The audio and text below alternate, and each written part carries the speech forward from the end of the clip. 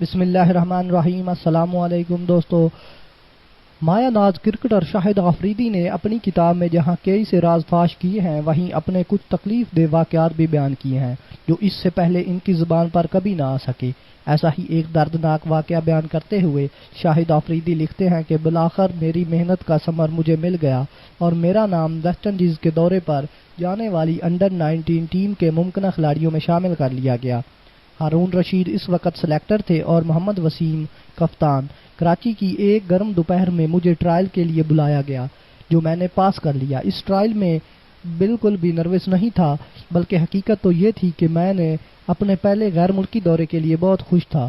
اس پر مستزاد یہ کہ اس دورے کی صورت میں مجھے پہلی بار بیرون ملک جانے کا موقع مل رہا تھا۔ شاہد آفریدی نے لکھا کہ میں یہاں ایک ایسی چیز بیان کرنا چاہتا ہوں جو اس سے پہلے میں نے کبھی کسی سے نہیں کی۔ یہ بہت ذاتی نوعیت کی بات ہے جس سے آپ کو میرے خیالات اور کرکٹ سے میری لگن کے بارے میں جاننے کو مدد ملے گی۔ میرے والد اس وقت تک ایک کامیاب کاروباری شخص بن چکے تھے، تاہم ایک دن اچانک مارکیٹ کریش کر گئی اور انہیں 1 کروڑ روپے سے زائد کا نقصان ہو گیا۔ مجھے آج بھی وہ دن یاد ہے۔ ہم گلشن میں نیا گھر خرید چکے تھے اور ایک کار بھی ہے۔ ہمارے پاس وہ ہر مناسب لگژری موجود تھی جس کی کسی فیملی کو ضرورت ہوتی ہے۔ حالات بالکل ٹھیک چل رہے تھے اور میری کرکٹ میں کارکردگی بہتر سے بہتر ہو رہی تھی، اور پھر اچانک مارکیٹ کریش ہونے کا واقعہ ہو گیا اور راتوں رات ہر چیز بدل کر رہ گئی۔ شاہد آفریدی نے مزید لکھا کہ اس ساری صورتحال میں جس بات نے مجھے سب سے زیادہ تکلیف پہنچائی، اپنے والد کے ہاتھوں ہونے والی پٹائیوں سے بھی زیادہ، وہ بات اپنے ماں باپ کو تمام رات نماز پڑھتے اور رو رو کر دعائیں مانگتے ہوئے دیکھنا تھی۔ طارق بھائی جو میرے لیے صبر و ہمت کی مثال تھے، وہ بھی اس واقعے کے بعد اکثر رو دیتے تھے اور کہتے تھے کہ ہم کیسے اس نقصان سے نکل پائیں گے۔ یہ وہ بدترین دن تھے جو میری فیملی نے کبھی زندگی میں نہیں دیکھے۔ ہم 11 بہن بھائی تھے، کیسے میری بہنوں کی شادیاں ہوں گی، ہماری تعلیم کیسے مکمل ہوگی۔ ان دنوں یہ کچھ ایسے سوالات تھے جن کا جواب دینا کچھ آسان نہ تھا۔ بطور فیملی ہم نے کبھی پیسے کے متعلق بات نہیں کی تھی، لیکن اس صورتحال سے سب کچھ بدل کر رکھ دیا اور میرے والدین نے گھر فروخت کرنے کے بارے میں سوچنا شروع کر دیا، لیکن پھر بھی نقصان کی رقم پوری نہیں ہوتی۔ ان دنوں میں جذباتی طور پر ہم سب مزمل ہو چکے تھے، خاص طور پر جب میں اپنے ماں باپ کو روتے اور آسمان کی طرف تکتے دیکھتا تو ٹوٹ کر رہ جاتا۔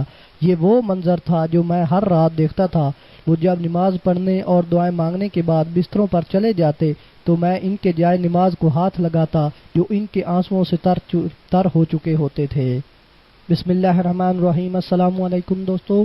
پاکستان اور بھارت کے وزرائے اعظم ممکنہ طور پر اس سال جون کے ایک ہی ہفتہ میں لندن کا دورہ کریں گے، جبکہ برطانوی حکام دونوں کے درمیان ملاقات کا انتظام کرنے پر غور کر رہے ہیں۔ روزنامہ جنگ کے مطابق وزیر اعظم پاکستان عمران خان ممکنہ طور پر لندن کا 4 روزہ دورہ کریں گے اور کم از کم 2 میچز میں پاکستان ٹیم کو کھیلتے ہوئے دیکھیں گے۔ وزیر اعظم ہاؤس کے ذرائع کا کہنا ہے کہ ابھی تک کوئی حتمی پلان نہیں ہے، مگر جون میں لندن کا دورہ وزیر اعظم کے منصوبے کا حصہ ہے۔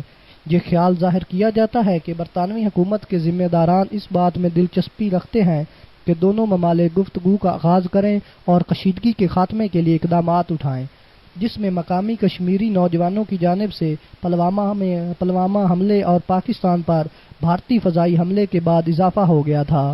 یاد رہے کہ پلوامہ میں بھارتی فوج پر حملے کے بعد بھارتی فضائیہ نے پاکستانی فضائیہ حدود کی خلاف ورزی کی تھی اور بالا کوٹ کے مقام پر جنگل میں پے لوڈ گرایا تھا، جس کے بعد اعلان کر کے پاک فضائیہ کے طیارے بھارتی فضائی حدود میں داخل ہوئے اور ہدف کو نشانہ بنانے کے بعد واپسی پر بھارت کے 2 طیارے بھی تباہ کیے۔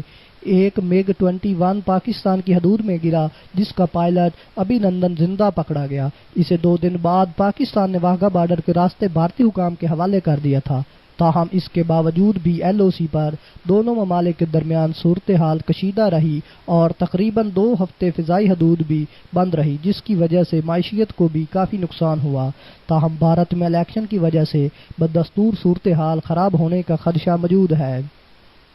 یاد رہے کہ یہ ملاقات اس وقت ہوگی جب نریندر مودی تو ناظرین اگر ہماری ویڈیو اچھی لگے تو بیل کے آئیکن پر کلک ضرور کریں اور ہمارے یوٹیوب چینل انمول موتی کو سبسکرائب کرنا مت بھولیں تاکہ ہر آنے والی نئی ویڈیو آپ دیکھیں سب سے پہلے۔ شکریہ۔